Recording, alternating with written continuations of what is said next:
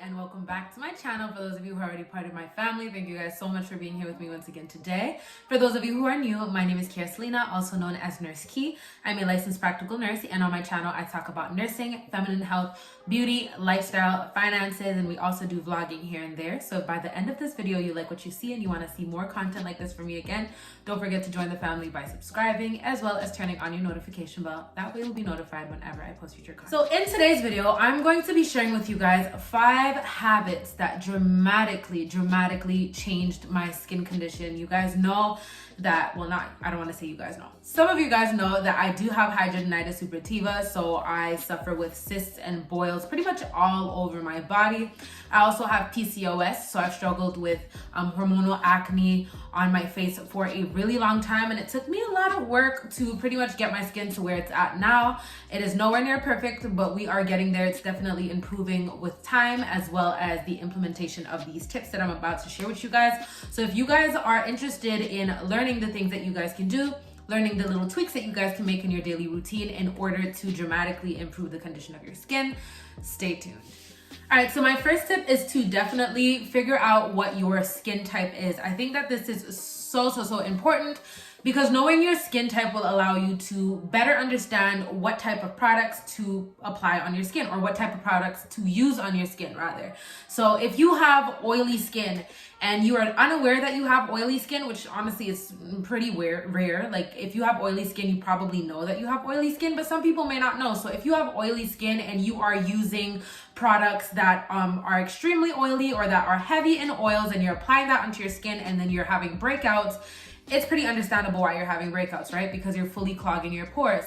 If you have dry skin and you are using products that are high in things like salicylic acid or components and chemicals that are very drying to the skin, and you are unaware that these things dry your skin, or you're unaware that you have dry skin, which once again is probably unlikely. If you have dry skin, you probably know that you have dry skin. But understanding your skin type so that you can better select the type of products to use on your skin will dramatically change the condition of your skin. So if you are unaware what your skin type is, usually if you go into the pharmacy or any beauty shop, there will be cosmetologists or estheticians that are there and that can do a skin typing test on you to basically let you know what your skin type is and to help you select the products that are good for your specific skin type. The next thing that dramatically changed the condition of my skin is giving my face makeup breaks.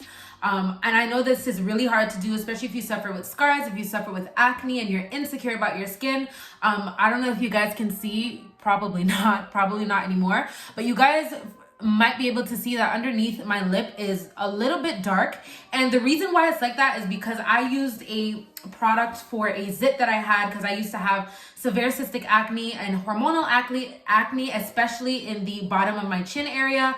And I got a pimple on my chin right here, and I used this product on it that literally dried my skin up so bad. It made a really bad scar underneath my chin. My chin was literally black, like I'm talking black like my sofa chair, and it was like that for years. This probably happened when I was about 15 years old. I'm turning 24, so this was almost 10 years ago, 9 years ago, and I still have the scarring underneath my lip from that, and I've still been working on that, right? So I know that it's really hard sometimes if you're suffering with things like that to want to give your skin makeup breaks. But now that we are in this whole situation that, you know, the whole world is pretty much suffering from, we are now wearing masks. So it makes it a lot easier for you to cover up. And a lot of us are quarantining, so we're staying at home and we're not really showing our face to anyone. So giving your face makeup breaks is really good because, you know, makeup also has oils and stuff like that can clog up your pores and trigger a breakout. And if you are not removing your makeup properly, that can also pretty much trap some of that makeup in your pores and also trigger breakouts. So if you want your skin to improve, allowing your skin to breathe and giving your face some makeup breaks will definitely help you out a lot over time. Another thing that really helped me dramatically improve the condition of my skin is stepping my product game up. I was using all of these things that were trending back then when I was a teenager, around 15 or so, like products like companies like Neutrogena, Clearasil, Clean and Clear, Sorry, once again, this is not to bash them or anything. I do have some Clean and Clear, some Clearasil products that I still use. I still am in love with the Clearasil wipes. I use the Neutrogena body wash that is really good for body acne. If you guys have hidradenitis, it is really good with drying those things up, those cysts, those boils, any type of body acne that you may get. However, I feel like those are not necessarily the best brands for your face. Now, if this is something that you have been using and it is working for you, then continue to use what works for you.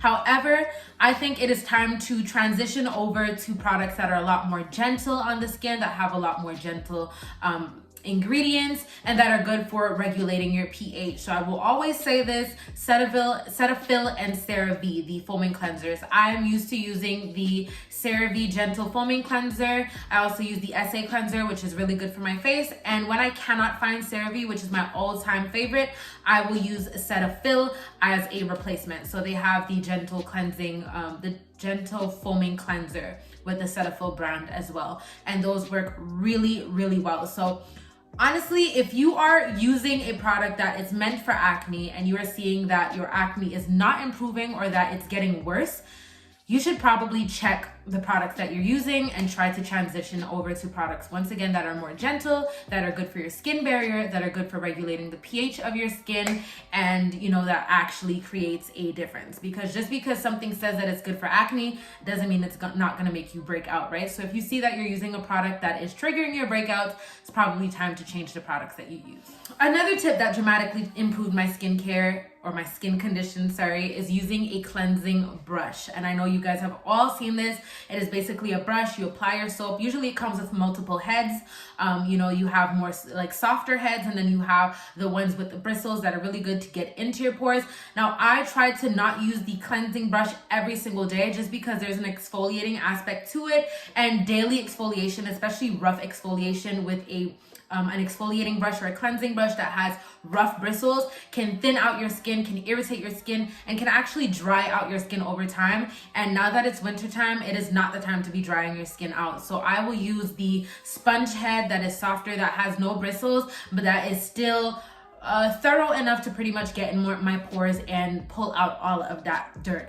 And that has dramatically improved my skin condition, because I was washing my face with only my hands, which honestly there's nothing wrong with it. But if you are wearing makeup, make sure that you're using a makeup wipe that is very thorough and that is really gonna get I won't say all, but at least 90% of that makeup off, so that if you use your hands will be able to get the rest of it out. But I love using cleansing brushes. I feel like it leaves me feeling very refreshed. It leaves my skin feeling very clean, and I am a lot less likely to break out when I use that, just because it's getting deep into my pores and removing all of that excess oil and the excess product from my makeup. The next thing that dramatically improved the condition of my skin is weekly steaming, right? So along with giving my skin facial breaks, especially when I'm breaking out, I steam my face, or I do a facial every single week. Now, I have showed you guys how I do my facials, so I will leave that up here. I will also leave my full skincare playlist, so you guys can go scroll across that playlist and click on the products, click on the videos, or look at the videos that are relevant to the problems that you guys have. But if you guys are interested in seeing how I do my facials, the video to that will be in my playlist, so go check that out. But I do a weekly facial along with steaming, and steaming is so good because the heat from all of that steam, which some of you, for those of you who don't know what steaming is, it's basically taking boiling water, pouring it into a pot, putting your face over the pot, and covering it with a towel to basically trap that steam in and allowing the steam to go into your pores. 1, it opens your pores. 2, it allows you to sweat out all of that dirt and all of those impurities that may be sitting in your pores, and that is really good for clearing your skin up. So weekly steaming, or you can even do it I don't want to say bi-weekly, twice a week. Bi-weekly. Steaming bi-weekly will definitely help your skin out a lot, especially if you're doing the makeup breaks. That is just going to make a tremendous difference in the condition of your skin. And the very last thing that has dramatically improved the condition of my skin is heat and cold. And let me elaborate on that. So when I wash my face in the winter time, I try to stay away from hot water. For those of you who have not seen my winter skincare 101 video, definitely make sure you go check that out. But I definitely did did explain in that video that heat or using excessively hot water in the wintertime is not necessarily the best thing because it strips your skin of its natural oils and makes your skin more likely to dry up and become painful, brittle, and flaky, right? So I use warm water that's warm enough to open up my pores and do the job that it's supposed to do. But once I'm done washing my face with that nice warm water, I then go in with a hot towel. So I'll take a towel and put it under some nice warm water. I'll put it on my face for pretty much until it gets cold, just to allow my pores to open up. And then once my pores are nice and opened up, sometimes I will take my lotion, apply my lotion onto my face so that all the good ingredients from my lotion will get into my skin.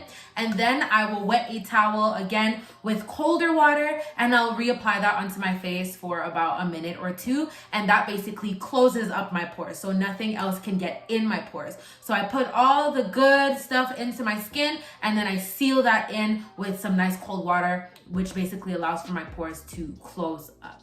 So anyways, that is pretty much it I have to offer you guys today. If you guys have any additional tips that you guys want to offer, once again, this is a learning family, so make sure that you leave all your suggestions down in the comments below. If you enjoyed this video, don't forget to let me know in the comments, as well as like and share, because somebody else out there might be able to benefit from this video.